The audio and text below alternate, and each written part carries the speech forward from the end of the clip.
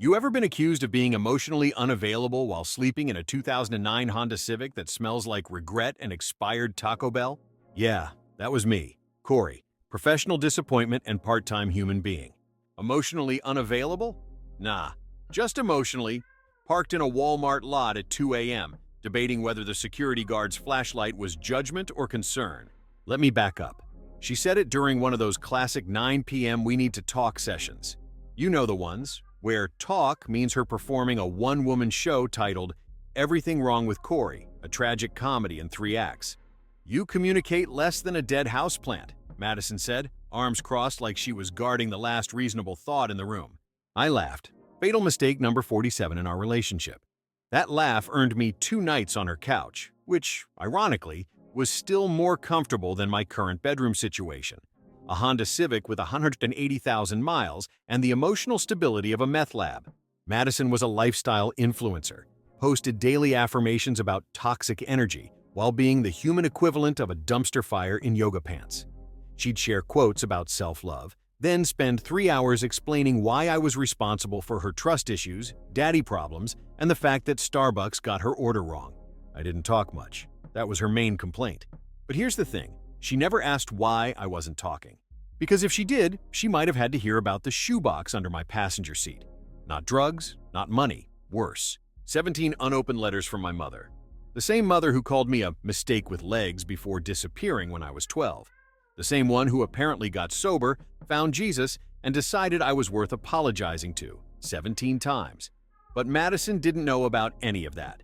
She just knew I didn't cry during rom-coms or write her love letters in cursive like her ex, Braxton. Yes, Braxton, a name that sounds like a prescription for social anxiety. Madison wanted someone who'd journal their feelings and communicate through interpretive dance, not someone whose idea of therapy was sitting in a parking lot eating gas station burritos while contemplating whether 17 voicemails qualified as harassment or hope. So I did what any emotionally unavailable man would do. I started sleeping in my car. Not as punishment, as practice. For what? Good question. Madison found out when her Ring doorbell caught me brushing my teeth with a water bottle at 6 a.m. She posted it on her story with crying, laughing emojis and the caption, "When your man's having a quarter-life crisis but you're not ready to be his therapist." Classy. That's when I realized I wasn't her boyfriend. I was social media content.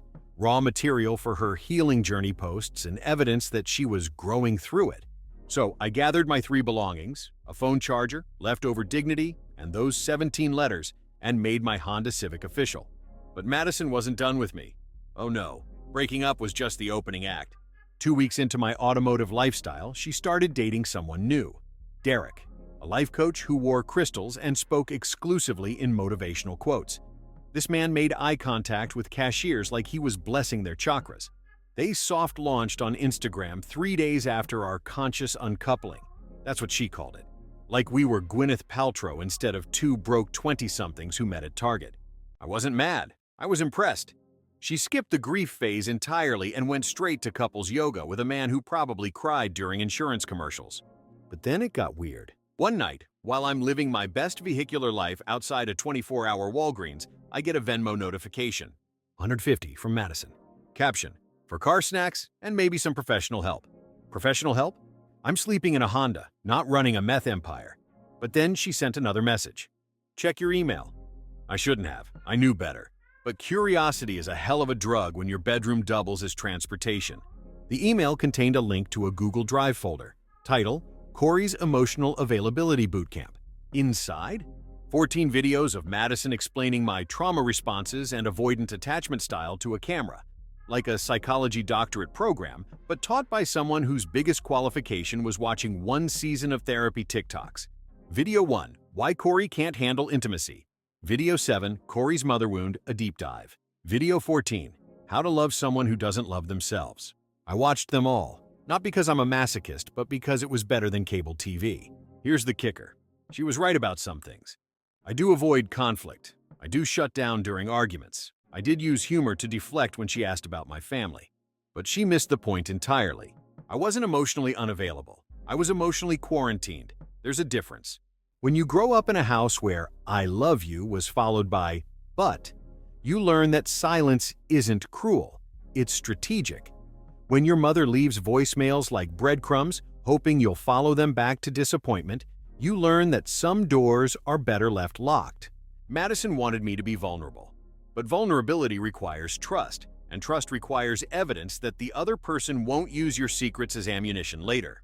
Which brings me to Derek. 3 weeks into their love story, he called me. Not texted, called, like it was 2003. "Hey man," he said, sounding like he gargled with essential oils. "I think we need to talk." Turns out, Madison had been showing him my voicemails, the personal ones I'd played for her during a weak moment.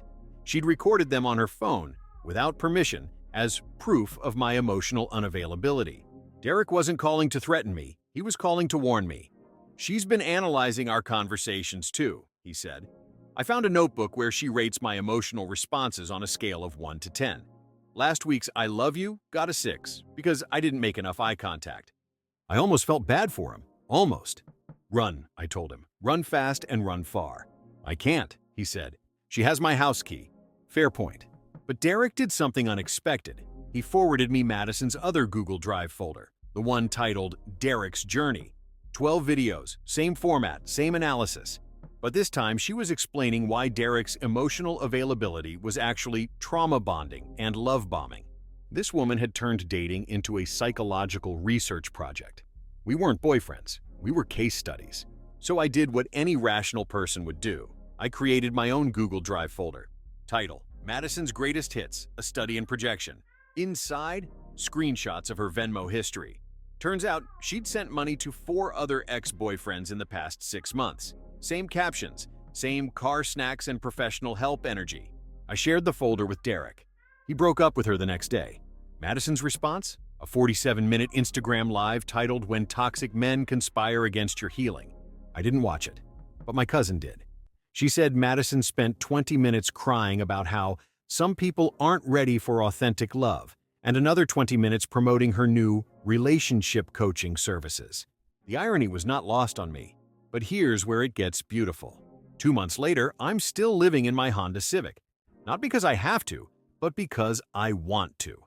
I got my security deposit back from Madison's place, saved money on rent, and discovered that sleeping in a parking lot is surprisingly peaceful when you're not running from anything.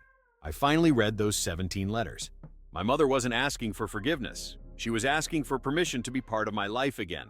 Different energy entirely. I called her. We talked for 3 hours, not about the past, about parking lots. Turns out she'd been living in her car too, right after she got sober. Said it taught her the difference between being alone and being lonely. Sometimes you need to live in your own space before you can share it with someone else, she said. Smart woman, terrible mother, but smart woman. Madison? She's still out there, analyzing strangers and dating crystals. But she's also started following my Instagram, watches every story, likes every post. Last week she sent another Venmo. $200. Caption: still proud of your growth. I didn't keep the money. I donated it to a local shelter. The one where people sleep in cars because they have to, not because they want to. But I did reply to her message. Thanks. I learned a lot from watching your masterclass in emotional projection. 10 out of 10 would not recommend. She blocked me. Again. But that's okay. I'm not looking for her approval anymore. I'm not looking for anyone's approval. I'm just living in my Honda Civic, reading my mother's letters, and remembering that sometimes the most emotionally available thing you can do is admit when you're not ready. And if that makes me emotionally unavailable, maybe it's because I finally learned the difference between being open and being empty. Madison wanted someone who would bleed for her entertainment. But healing isn't a performance, and vulnerability isn't a subscription service. Sometimes love looks like silence. Sometimes it looks like sleeping in a car until you remember who you are without someone else's narrative. And sometimes it looks like 17 letters you're finally ready to read, even if it takes you a Honda Civic and a Walmart parking lot to get there. P.S. Derek's doing fine. He started his own Instagram account called Recovering from Recovery Coaching. It's mostly memes about toxic positivity and pictures of his new apartment, where he lives alone and likes it.